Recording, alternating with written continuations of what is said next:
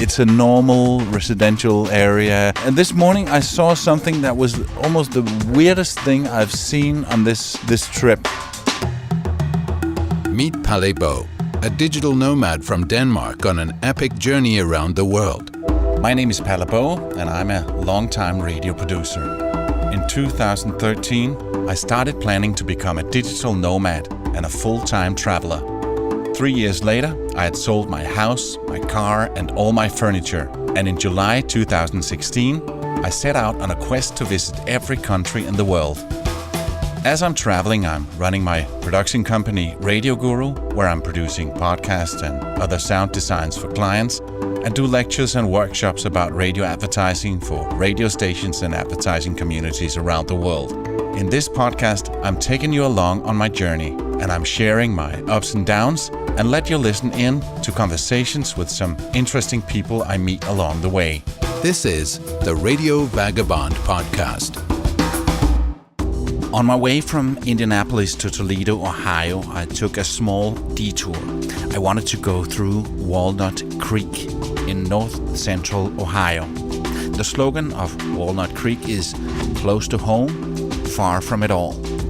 And it feels like that when I get there. This is where there's a big Amish community.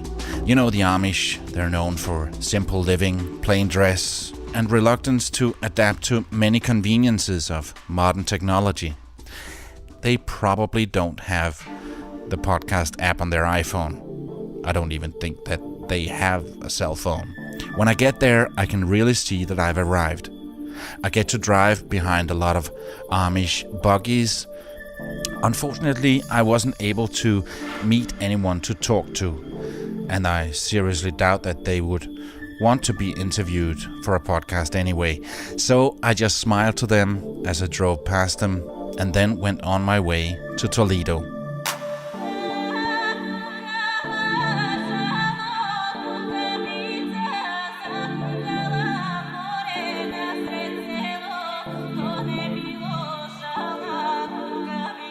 Here I get to stay with another fantastic couchsurfing host.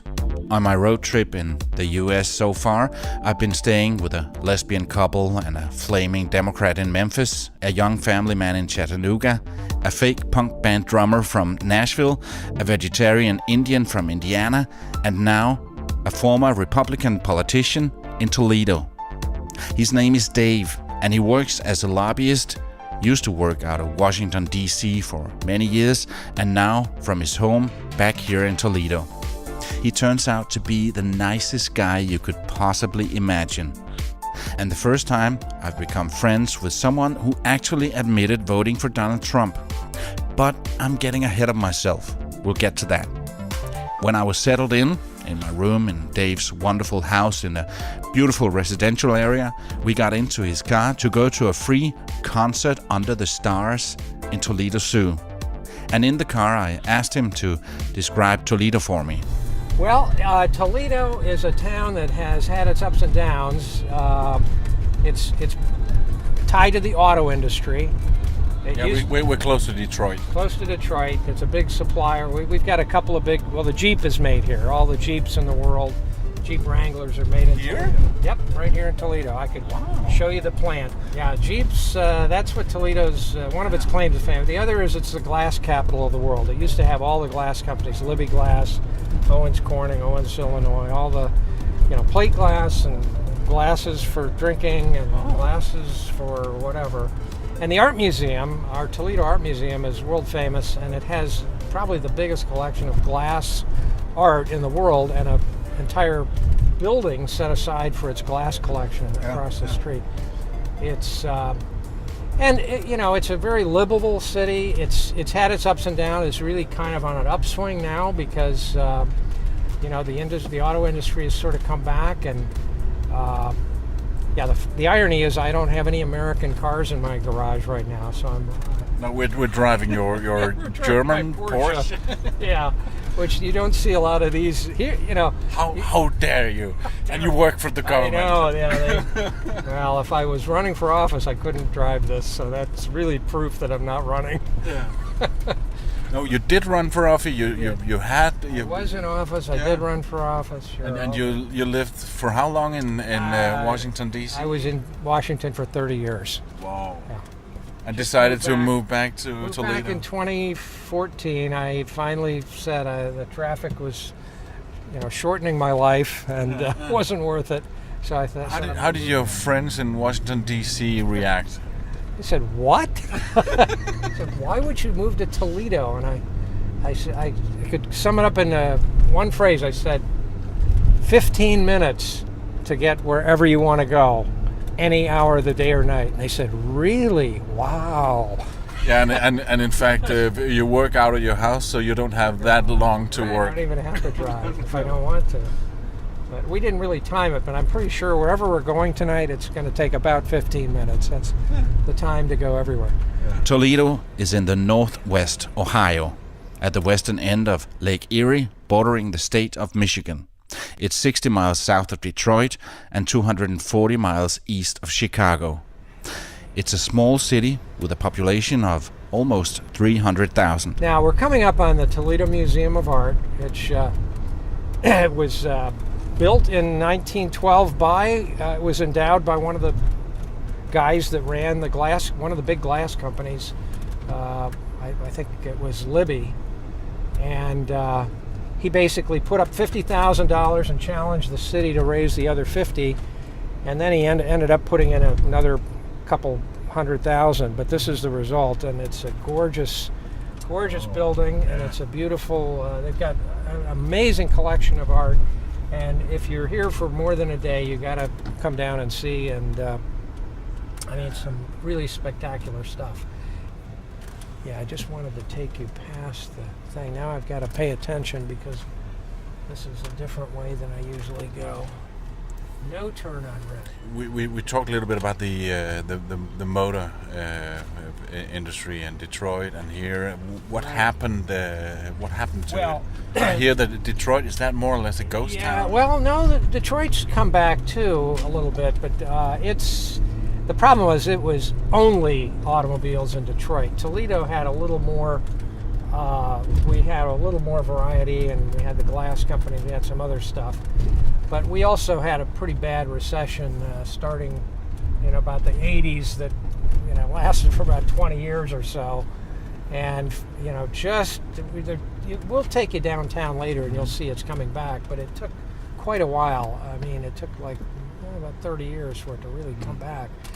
I've now got people moving into the downtown. And is there no auto industry back, or is it just some? Or? Well, the Jeeps are selling like hotcakes. They can't make enough of them, and they're now expanding the line quite a bit. So the Jeep plant is doing very well.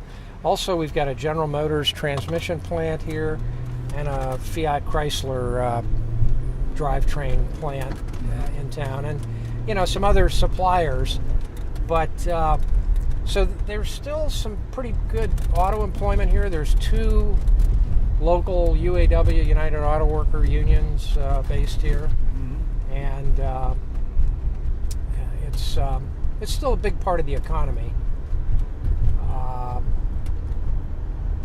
So, as long as Jeeps do well, and you'll see a lot of Jeeps on the road here. People take a lot of pride in their Jeeps, and I don't particularly like them, but that's just me. I drove one when I was in St. Louis for a few days, and even though it had automatic transmission, it is a little bit clunky. Yeah, they're a little bit rough. I mean, they're not exactly smooth riding car. I don't want to say anything bad about Jeeps. No. Because who knows who may hear this at some point. But Jeeps are great. They made Toledo what it is. They got us through 2 world wars. They go through anything. And rebuilt into buses when they left them in the Philippines. That's just where we want to go. Have you ever seen them? What they look like? The jeepneys. What do you call them? What are they called? The jeepneys. They when the Americans left the Philippines, they took these old Jeeps and made them longer, so they're like buses. Well, and totally colorful flags. I'm sure, they last forever. I mean, I wonder what they've done with all the Humvees we left in Iraq. Probably they're still using it for military purposes. But okay. Just a quick warning. In the next few minutes, we're going to be talking about Donald Trump and the famous Billy Bush tapes. You know, the ones from the bus. So we're going to be using the word that Trump used on the tape. So if you're listening with kids, you might want to skip the next few minutes or put on headphones. We start with Dave telling me that he's a bit nervous about being on tape. Being a former politician himself and used to reporters asking gotcha questions. I get a little nervous with a microphone now because, having been a politician, I'm always waiting for the gotcha question. Yeah, somebody's going to nail me with it. But you're like a friend. You're not going to take anything out of context here. No, exactly. Nail me to the wall. No, it's funny. I notice I'm sweating a little bit. Exactly. Yeah. Isn't that terrible? Yeah. It's from being a politician, and I'm watching what I say. Yeah. Although now in the age of Trump, apparently there's nothing you can say that will get you in trouble anymore. No. My God, I can't believe this guy got elected. But anyway. Now, what's your take on that? Well, I got to say, I'm a Republican, so I've always run as a Republican, and I couldn't vote for Hillary Clinton, but this guy is, I don't know. Yeah. He's outside of the box entirely. I mean, he broke every rule to get elected, and he still got elected. So who knows? I don't know what to say about that. Yeah, and he says something during the campaign, and then he says the complete opposite now. Yeah, it's like nobody cares. Like, okay. And when you look back at what Clinton did in the Oval Office with Monica Lewinsky, the whole scandal. The whole thing with when he was during the campaign, when they said when they found that tape of him saying, "Well, when you're a celebrity, you can grab them by the pussy. They let you do anything." I thought that was unfair, all the shit he got about that, because it's actually, he was just making a true statement.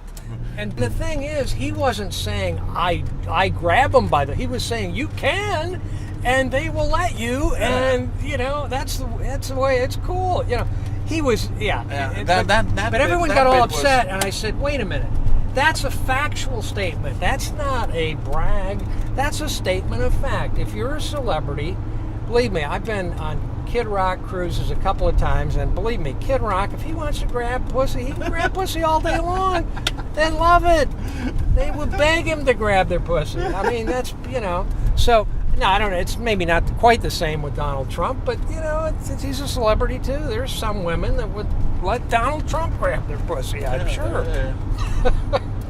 It's more like that it's not so presidential. It's definitely not presidential. And then he gets the mooch. Scaramucci. It's like a mafia operation. Like, what is going on? It's funny. I mean, I have the feeling, David, we haven't seen anything yet. I mean, what's funny to me, I have to tell you, I've been involved in politics all my life. I can remember 1964, my mother crying the morning after the election, and I said, geez, Mom, what's wrong? And she said, well, I don't know if, the country's going to make it for the next 4 years under LBJ. And I was like, and you're a kid. I was like 9 years old. And oh my God, sounds really bad. And we made it, obviously. Yeah. And, I've been through a lot of elections, and people always get in this mode of, oh my God, the end is near. And we always make it. It's not the end of the world. And that's what I told people. I said, don't freak out here. The sun's going to come up tomorrow again. Exactly. Whoever wins, the country, the system is much stronger than any one person.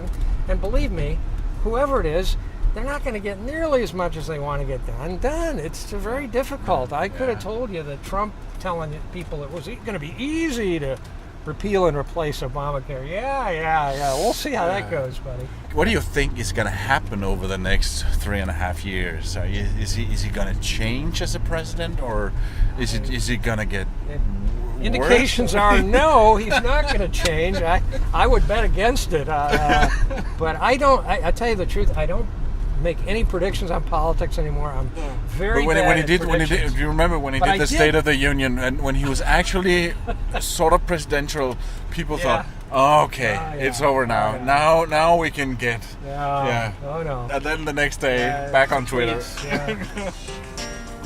This episode is brought to you in part by Hotels25.com. It's a website that helps you find the best prices on hotels and guest houses and hostels around the world. Hotels25.com, best price guaranteed.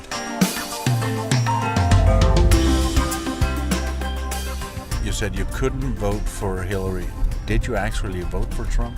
I actually did, yes. So You know what? Since the election, I've met so many Americans, and you're the first one who actually admits voting for Trump. No, I couldn't vote for Hillary because she's just dishonest. I think she's guilty of a lot of crimes. I don't know how many, but a lot of different things. And I couldn't vote for her. And as crazy as Trump is, at least he says exactly what is on his mind. Yeah. He doesn't filter it at all. He doesn't, test it. He just says it. Yeah. So what do you say is CNN, NBC, ABC? Is that fake media? well, I tell you the truth. I don't know if I'd go that far, but I would say this. They're biased.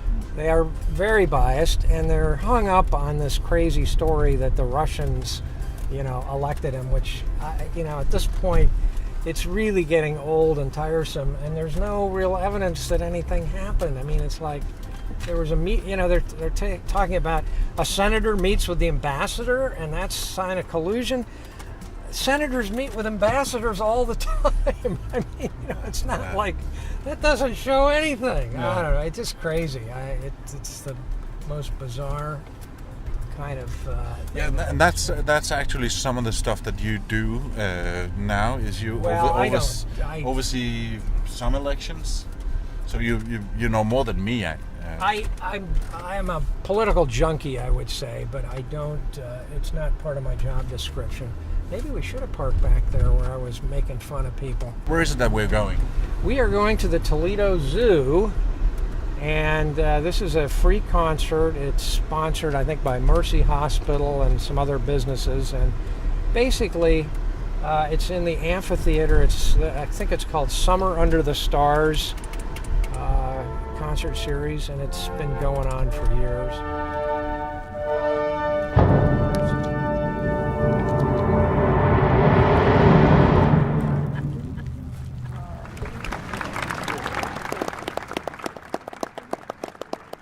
After the concert, we went for pizza. Dave wanted to show me the special Toledo Pizza. Like Chicago, they have their own special ways of making pizza. And in the car, we kept on talking about politics and Trump. I have this feeling that he didn't really get into the race because he wanted to win. You know what? I agree with you. I think he was almost as surprised as anyone that he won the damn thing. Yeah. I really do. I think he thought, well, And this will it's be hard fun. work. It's harder than he thought. Or at least it's not as easy as he thought. Okay, now where's the pizza cat? Yeah, so this is, there's Gino's right over there. You see it, the white sign? The next morning, I saw something outside Dave's house. That was probably one of the weirdest things I've seen on this road trip. And in a minute, Dave will tell me that it's actually quite normal here. And then you can join me as I run out of gas on my way to Detroit.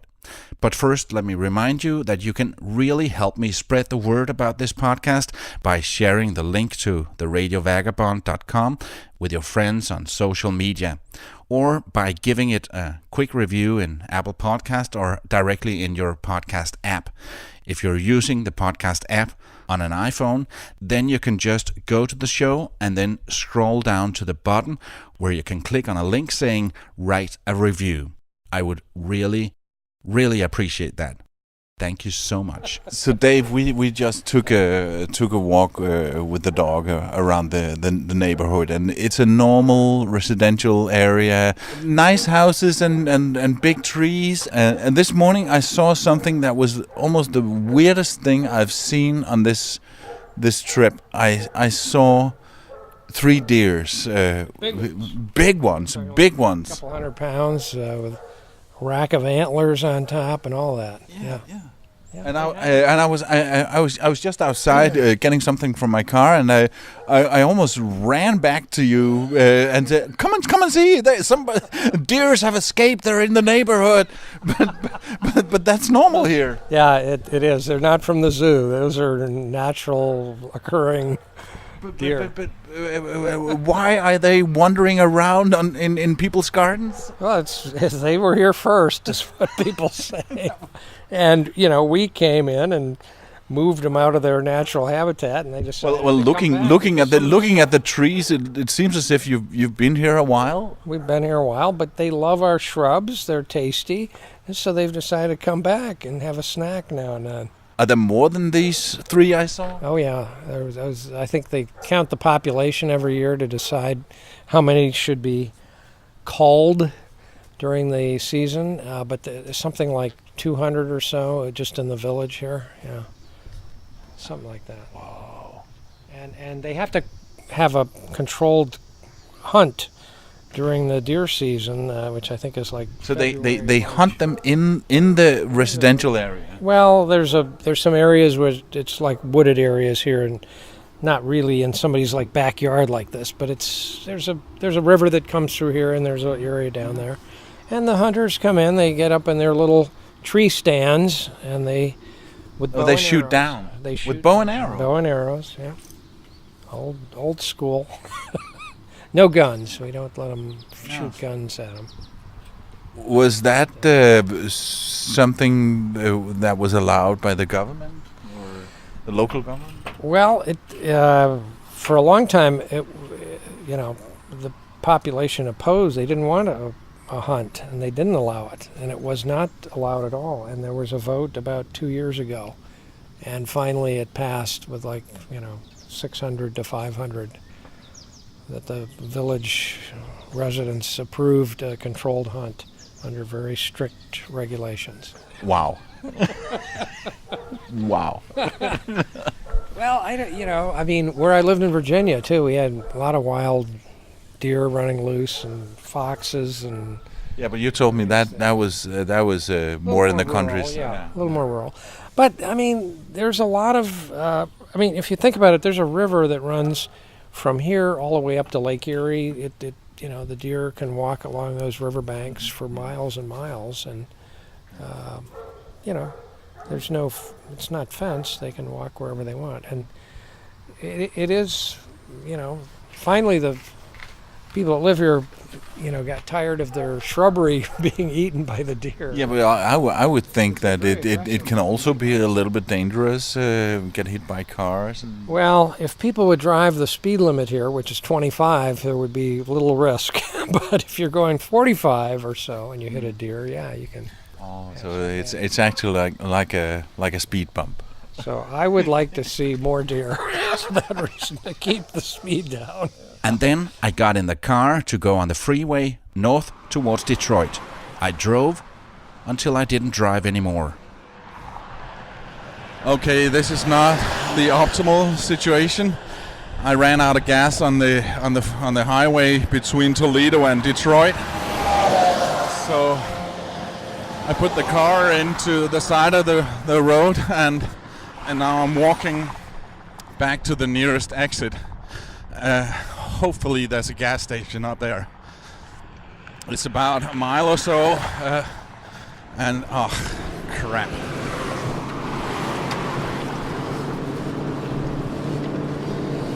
I put the hazard light on and put it as long over as I could, so I hope that no cops have seen any problems with it.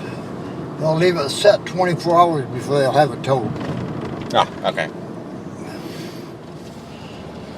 Thank you so much again. I hope this is not too much out of your way. Nobody, all right. Oh. All right. Thank you. It's too far to walk, I know that. Yeah, thank you so much. I was afraid that was going to set me back hours on my day trip to Detroit, but in fact it was only 45 minutes.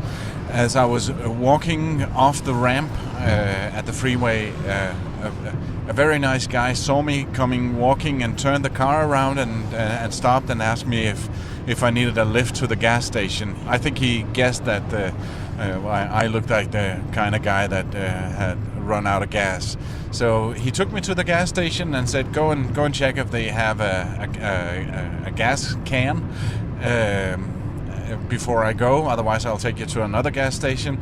But they did, and I thought he just left. But in fact, as I was filling gas in the gas can, he came back and said, "Listen, I'll take you to your car," even though he wasn't going that way. Super nice guy, super helpful, and what can I say? I just really appreciated his help. So right now it's 11:25 and I am still on my way to Detroit.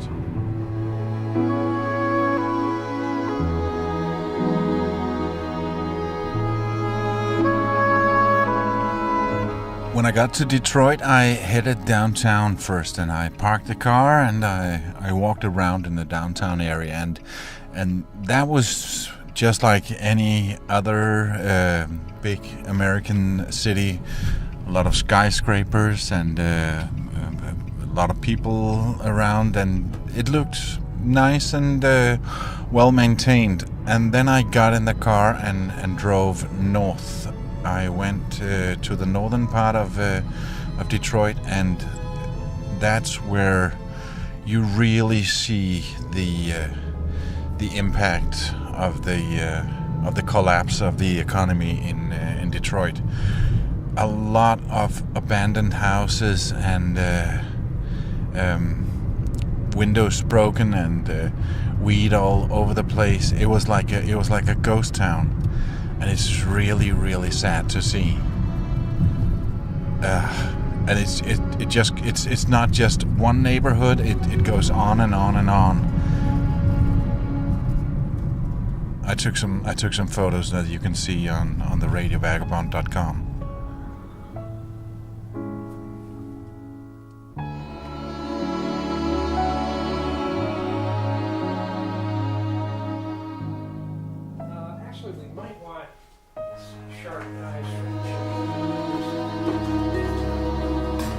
When I came home, Dave had made me a very nice dinner.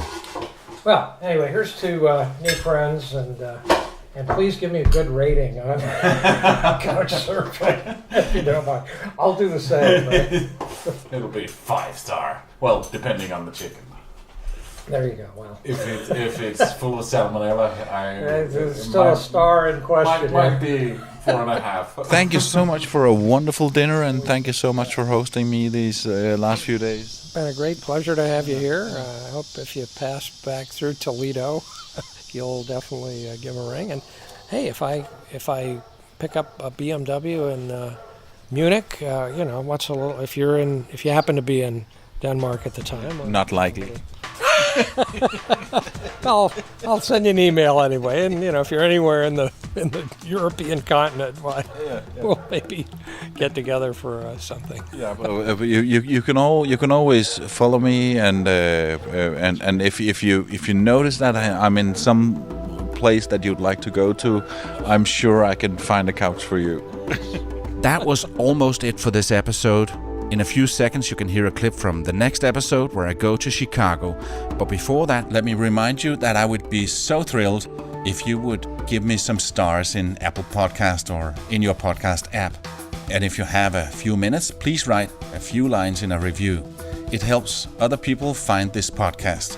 You can reach me on mail if you have any feedback or questions or tips for me on what to see and who to talk to when I get to a new destination.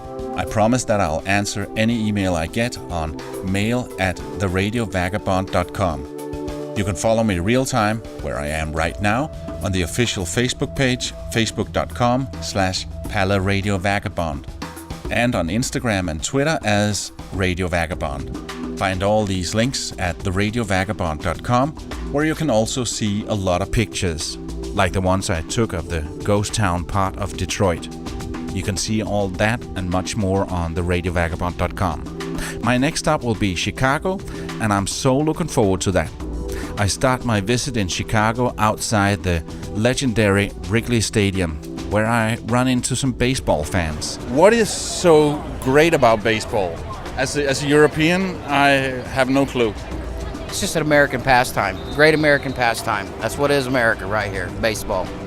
But isn't it boring? I hear that the games drag on forever. No, the games don't drag on forever. That's the best part about it, spending time with your friends watching the game. This episode was brought to you in part by Hotels25.com. It helps you find the best prices on hotels around the world. Hotels25.com, best price guaranteed. And now, I'm off to Chicago. My name is Palabo, and I gotta keep moving. See ya.